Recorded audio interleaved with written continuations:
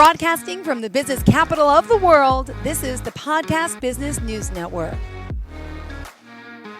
We are excited to be back with Timothy Collins Jr. He's the owner and operator of 5A Therapy Mental Health Counseling Service and based out of Broward County. He's serving Miami-Dade, Broward, Palm Beach County, but clearly insightful into the world of mental health. And he's here talking to us about the work he does, the virtual help he does as well. And of course, everything from the clinical therapy side to, well, we have some areas of focus for today too. Let me start off though by introducing the man in charge here. How are you, Timothy? I'm doing great today. I'm doing great. The sun's shining, the birds are Ah, chirping. Be I mad. I just need to ask. I love this when I talk to someone who's out of New York State in nice warm weather. What is the temperature? Just make me jealous. Oh man, I think right now it's probably like a strong 78, 80 degrees. God Yeah. bless. Beautiful. Well, you got this amazing smile, clearly wonderful energy today. Let me know, tell our listeners, I should say, a little bit about what you do with 5A. Well, 5A Therapy is my platform. The 5A's are for awareness, acknowledgement, acceptance, answers, and then the application of those answers. And that's basically how we take a thought and turn it into a rational action in order to obtain the desire that we deserve and that we desire. So that is basically how I get down. That's how I operate. And I'm all about helping people clear out their corruption so that way they can become the truth of what they're truly supposed to be. Beautifully said. Thank you so much. And I've gotten to know you in the past, so I know a lot of people are new to you and the work that you do. But could you just give us a little quick background about why you got into this field of helping so many people? I know you have a very inspiring story and a hard journey at times, right? Yes. So I got into this because, I mean, it's a natural skill that I have just to simply help people, but everything that everybody does helps somebody. But the question is, how do you help people? I'm good with the mentality. I'm good with helping people recognize whether they're thinking straight or whether they're thinking for their own personal desires. I enjoy listening to people's stories and helping them to connect the dots so that way they can see the full pictures of themselves. So I really do enjoy just like being a mechanic of humans. And it's just fun. See, I learn something new every day. No one has ever used that verbiage with me. Mechanic of humans. Yeah, hello. Mm, People go to mechanics all the time, get their cars serviced, and this. What about us? Who's servicing us? right. And we have to do so much to stay well and take care of our mental health. Well, I just love, how you worded that today. Thank you so much. And Of um, course. therapy is something that people hear sometimes. It may have some misconceptions, like it's a bad thing, it's a negative thing, it's something that should be quiet in the closet. No one can know that I'm suffering. Could you share a little bit about therapy? And we're going to dive into some of these misconceptions and to let you know Hmm. it's okay. Go ahead. Yes. Okay. So yeah, that's a big one. There's a lot of misconception in therapy. I would say the biggest part is, like you said, a lot of people think it's bad. But why do a lot of people think it's bad? A lot of people think it's bad based off of what I've noticed, based off of research, culturally speaking.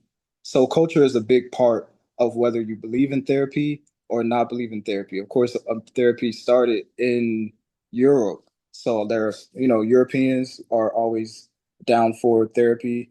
Descendants of Europeans are down for therapy. If you think of all of the popular therapists that you can think of, all the popular psychologists, Skinner and Freud, they're all from Europe. So culturally, it's 100% acceptable there.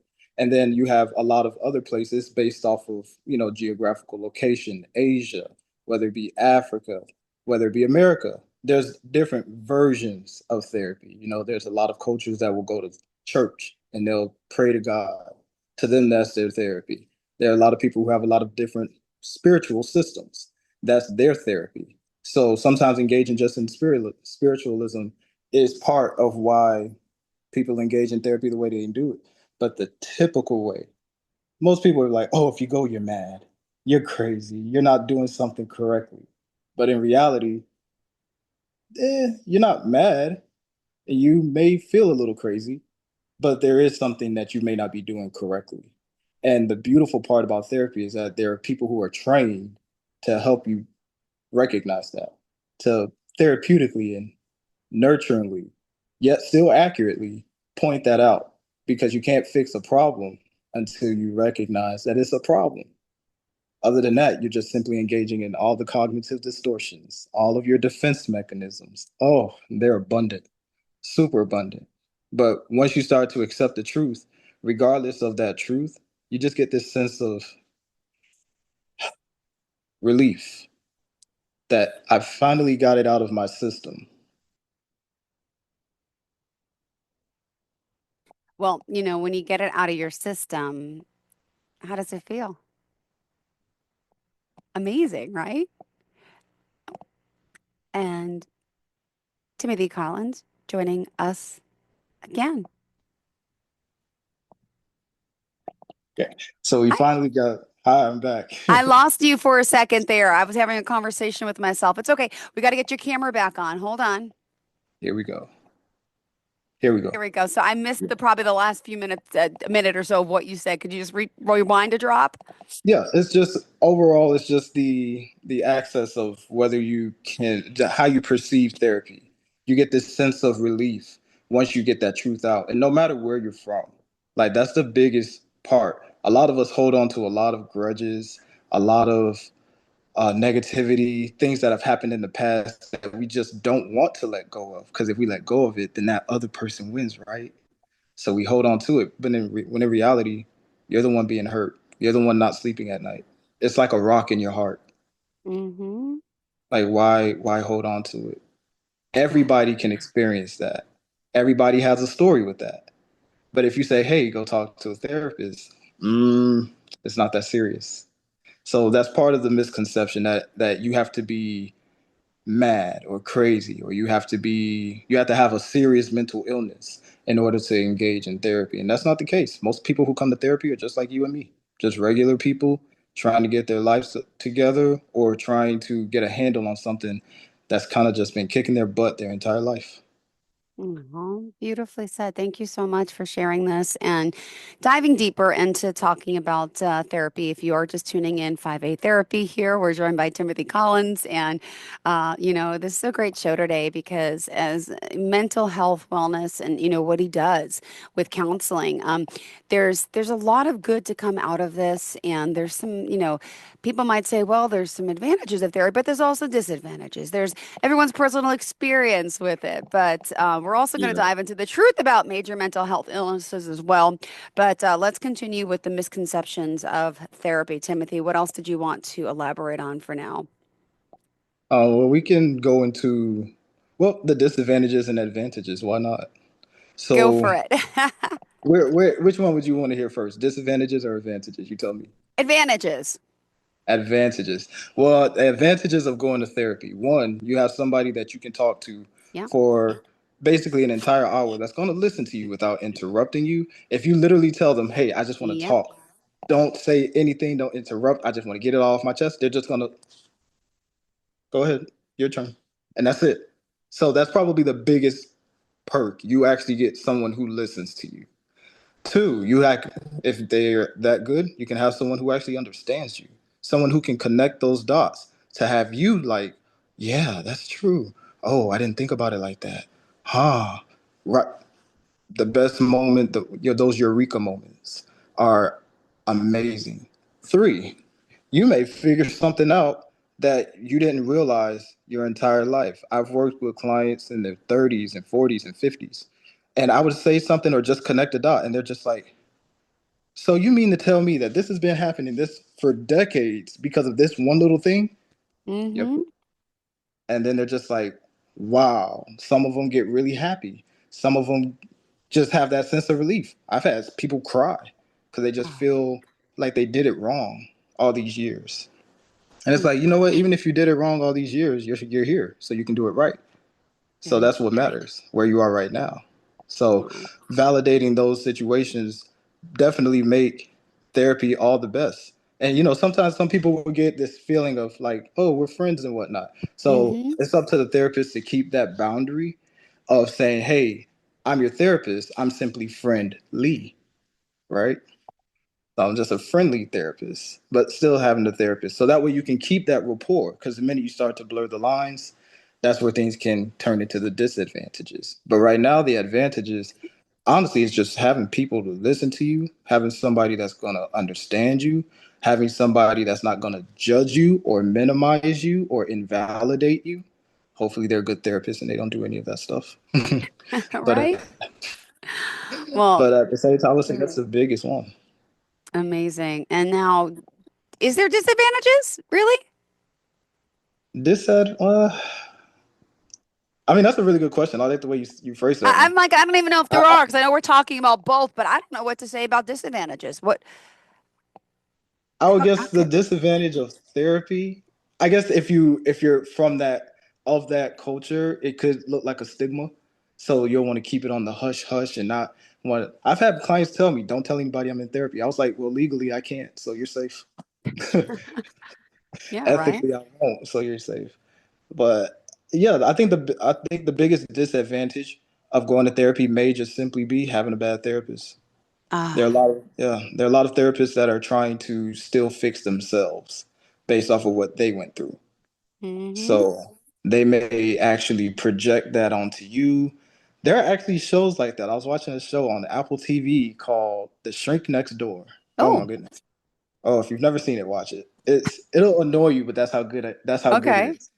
But yeah, I think that's probably the biggest one. So if you have a healthy therapist that knows what they're doing and they have the technical skill as well as the mental skill, I think that is something that could actually work out for you. But the biggest disadvantage is probably just having a sucky therapist, someone who's not on time, someone who just doesn't care. That you can tell they're kind of just there for the buck.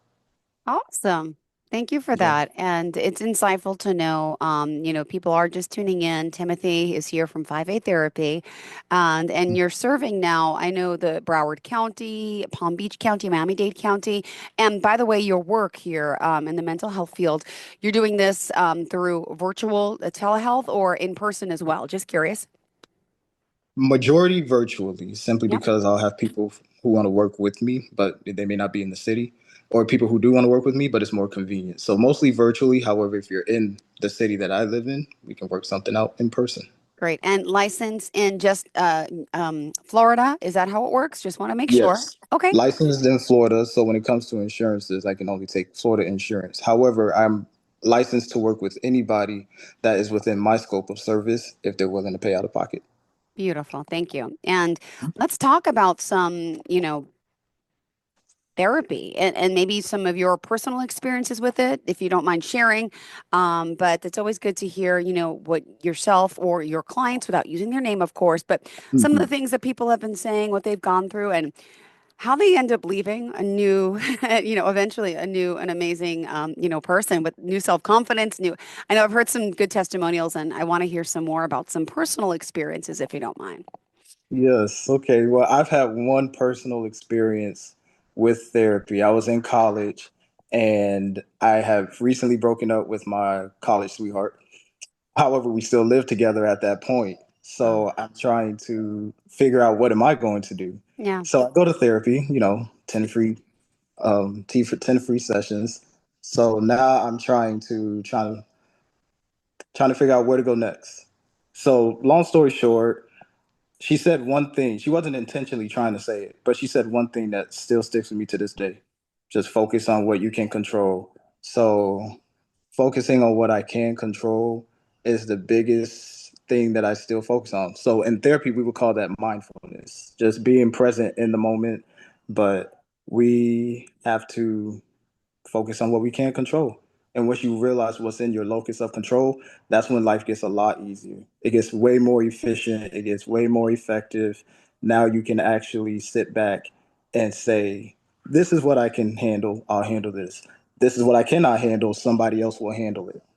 So, Interesting. Thank you for that. And also, I know we want to dive deeper into some of the mental health illnesses that we are experiencing here. And, just a quick list: anxiety, there's ADHD, there's bipolar. I didn't even know until today because he's so thoughtful to send me notes. There's one and two. We'll talk about that: obsessive compulsive disorder, adjustment mhm. issues, and so much more. So, what is the truth behind all these? And if you don't mind breaking them down, and let's discuss a little bit of each of them. Thank you. Of course, of course. Yes, there is a bipolar and a bipolar one and a bipolar two. We'll get there. But I guess the misconceptions with, let's start with anxiety.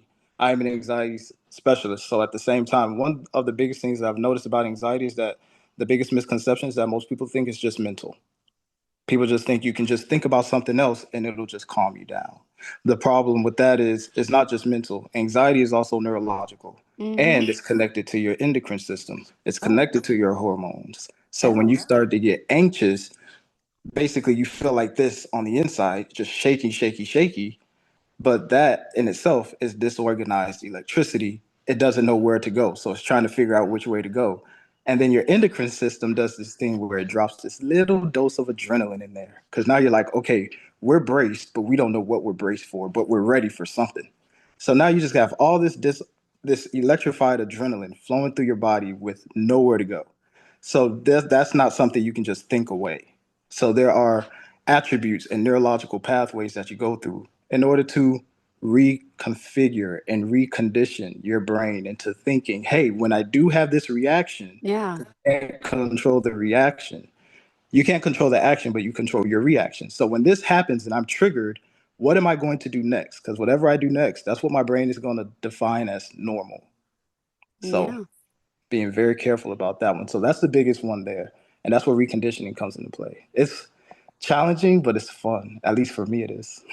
Oh, thank you for sharing that. What else is on the agenda did you want to share? Because there's a lot that we're suffering with. And I just, I feel we've mentioned this before, but since the pandemic, it's been the uptick in anxiety and mental health Mhm. awareness. I think it's like, okay, we're learning more. We're all going through something, but I just feel like we've been more aware mentally of what people are going through since the pandemic because we all went through something together, Big time. which I think is making it a little more acceptable to go to talk to someone. But tell me your thoughts and what are the things are we dealing with here?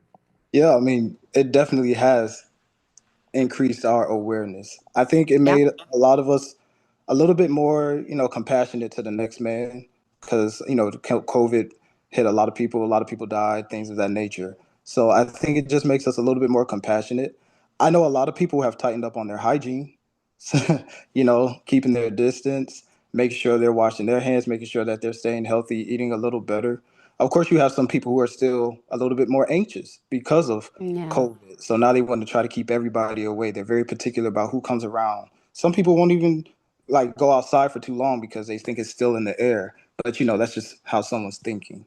So, but I think things have gotten a little better just because, like you said, we went through it together, like as a whole. No matter what you've been through, no matter what you look like, everybody went through it. So that really brought us together. And I think when it comes to therapy, a lot of people are starting to realize that hey, it's not so bad. Because at the Mm-hmm. very least, I just want somebody that I can that I can talk to that's gonna listen. And that's the biggest part. That's the baseline of therapy right there. And when it comes to like the other ones, I know adjustment was a big one. So adjustment issues was a big one, especially with men. Men were trying to figure out what move to make next. Some people lost their jobs, some people lost family members. And as men, of course, rough and tough. We're not going to talk about it. Mm-hmm.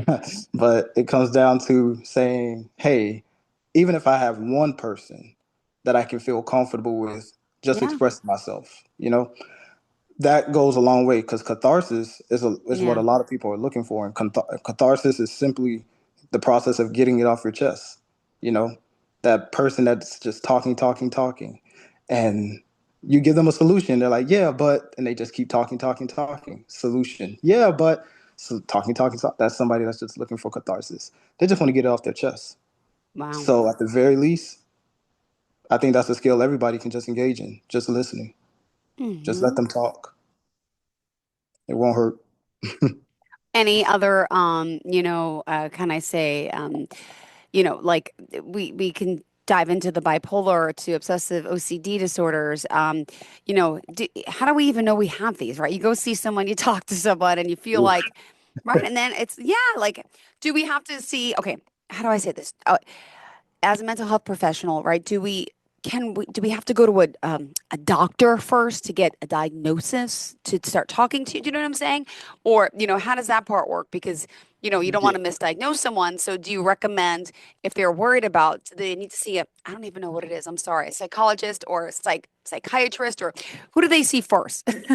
Well, typically, well, any licensed clinician can diagnose. So a master's level therapist, Oh, psychologist, and a psychiatrist can diagnose. We just diagnose at different levels. And the differences between all three, honestly, is just the amount of assessments you can do.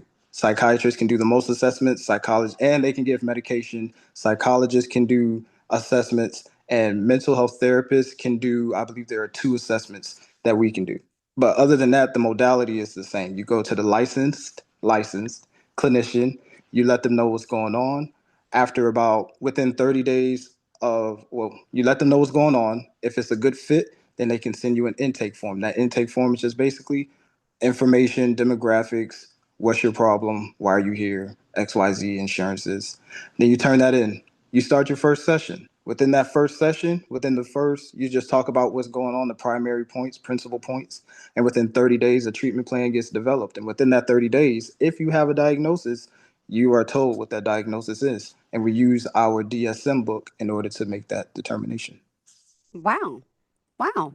Wow, this is informative. Thank you so much. All right, we got a lot going on today. And by the way, I just want to point out we are speaking with our friend Timothy Collins. He's the owner and operator of 5A Mental Health Counseling Services, and excited he's here to talk about, the work he's doing, how he's helping us. And just want to bring up, you also, didn't you write an ebook of some sorts? I think we discussed that last time. Yes, yes, yes. I'm gonna dive into that into in one of our later Oh, okay. one of them. Yeah, we're gonna dive into all of them. But All yeah, I right. have written a few ebooks.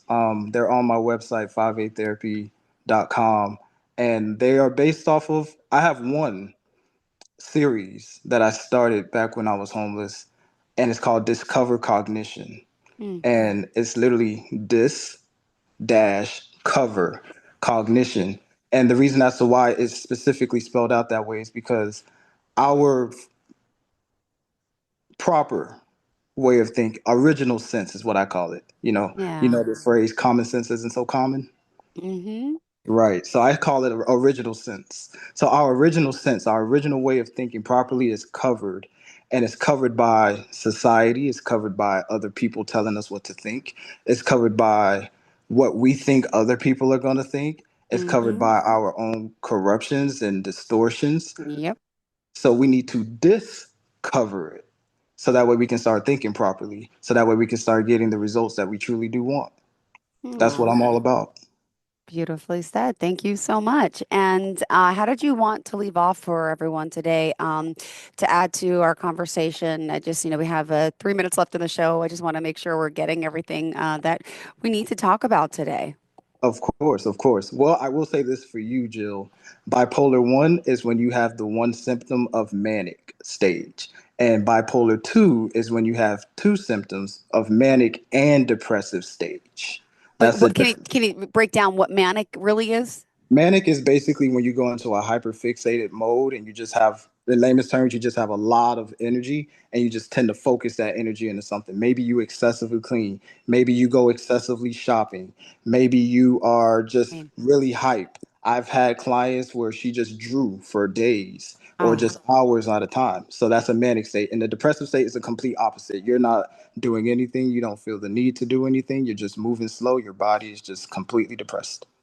oh, wow. Thank you for I wasn't aware of that. It's funny. I always say joke around, I'm OCD. I clean a lot. But could bipolar with a manic bipolar 1 be the same as an OCD? This is where I'm confused. No, because Okay. OCD is basically that obsessive compulsive. So obsession, the literal technical definition is consistently thinking about something, whether it's conscious or unconscious. It's just always on your mind. That compulsion is having to act out the thought. So OCD is basically where you're, I guess the best example is like somebody's at a light and they're trying to turn the light off. But in their head, they didn't turn the light off correctly, although the lights are completely off. So they stand at the light switch and they flick it on and off until they feel like they did it right. Now that 1 second has turned into 1 hour, two Yep. hours. Yeah. That's OCD. I think, Jill, I think you're just an organized person Yeah, with some OCD tendencies, but yes. with tendencies. Yes. It's all right. I mean, no one is perfect, right? Let's bring that up. So Correct. whatever you're struggling with, whatever you're dealing with, wherever you feel like it's okay, and to It know that is you're not okay. alone. Timothy, Yes. yeah, it's always a pleasure speaking with you. Thank you so much. Of course. Of course. I was glad to be here, and I can't wait for the next one. Let's have Great. some more fun. Thank you. And how can we reach out to you? You can reach out on phone number, business number 786-495-6503. We also have the email address at tcollins@5atherapy.com. And you can always visit the website at 5atherapy.com. Perfect. Thank you so much. You have a fantastic day and enjoy the Of beautiful course. weather and keep doing what you do, which is bringing good to others and helping them. Thank you so much, Of Timothy. Enjoy your course. day.